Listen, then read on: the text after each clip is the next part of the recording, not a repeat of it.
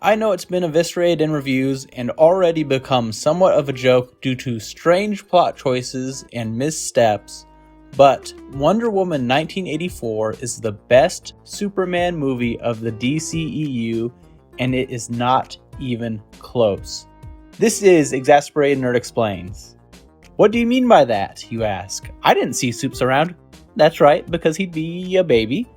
I mean that the movie is much more in line with Superman, and it's thematically a much better Superman movie than, the last few Superman movies. Wonder Woman 1984 is full of color, and even hope.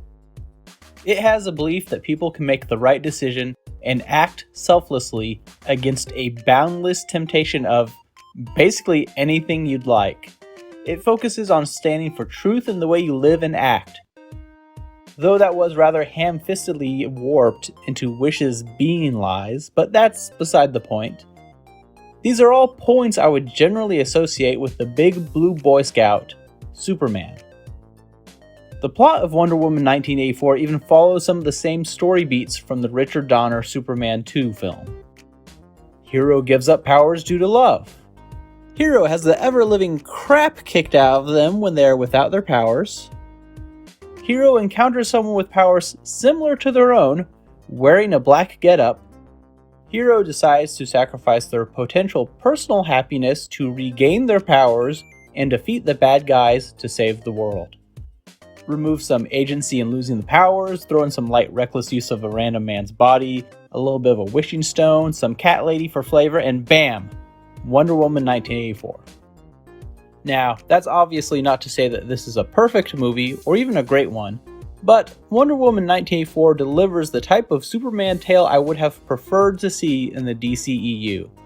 The movie stumbles pretty heavily along the way, but you can at least see what they were trying to do. Heck, the big criticism from the last movie was the ending turned into a big sloppy CGI fight scene that didn't match the rest of the film. In this movie, the hero achieves ultimate victory by inspiring people and forcing Maxwell Lord to personally confront the evil his actions are causing, specifically to his son, leading him to renounce his goals and power. A big speech wins the day.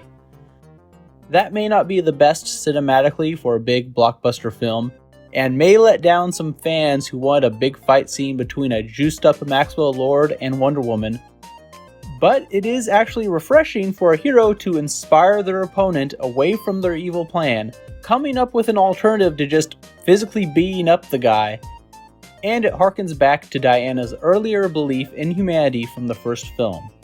During the Great War, she cannot believe that the war is caused by mankind alone, thinking Ares is behind everything. She wants to believe people can come together, even though the first film kind of proved it was all humanity's fault. She doesn't even kill either villain in this movie, which, given the comics, is the opposite of her character. Wonder Woman is an Amazon, a warrior, and in the comics, out of the big three, she is usually the only one willing to take a guy out, like the way she killed Maxwell Lord. Superman isn't going to kill someone in the comics, but Wonder Woman definitely will.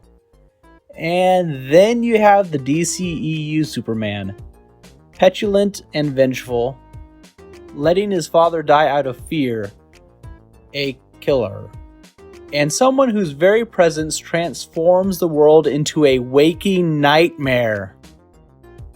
Hey, there's too much color in the real world for Superman, so let me crank that desaturation knob up all the way. After all, this is a grounded universe we're constructing here. Oh, jeez. They kind of tried to retcon this take on Superman in the Joss Whedon cut of Justice League, acting like he was an inspiration to people, but let's be real. I'd feel much safer living in the city with the guy driving around a machine gun car and branding people than living in the same city as Superman, given the levels of devastation they personally hand out. Plus, with the Zack Snyder cut forthcoming, I think all of those hopeful Superman moments in Justice League will be wiped out anyways.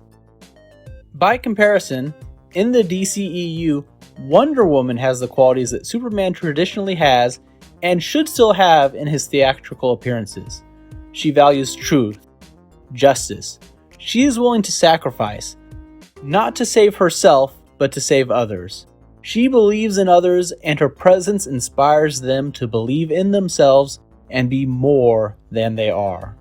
And I'm not saying Wonder Woman can't be those things or fight for those things. It is just I'm more familiar with Superman and his previous films. And yeah, she basically uses a guy's body for some fun and places it in mortal danger on multiple occasions. And the big fight at the end with Cheetah unfortunately just reminded me of Amazing Spider-Man 2's fight with Electro. And many of the big problems with this movie could have been fixed with a few tweaks here and there, but overall, I liked how the movie worked thematically with the character. You may say it's simple and all platitudes, that her speech had no weight or meaning behind it at the end, that was a bad ending and anticlimactic, but it was trying to do something different. It was trying to be something different, be heroic, show another facet of heroism, setting the character apart from the multitude of other superheroes that are out there. But what did you think? Was the speech just dumb at the end? Were the other mistakes just unforgivable? Should I make a video on some easy steps to fix Wonder Woman 1984? Please let me know in the comments, like the video, share it with others, and don't forget to subscribe to the channel. Thanks for watching. Bye.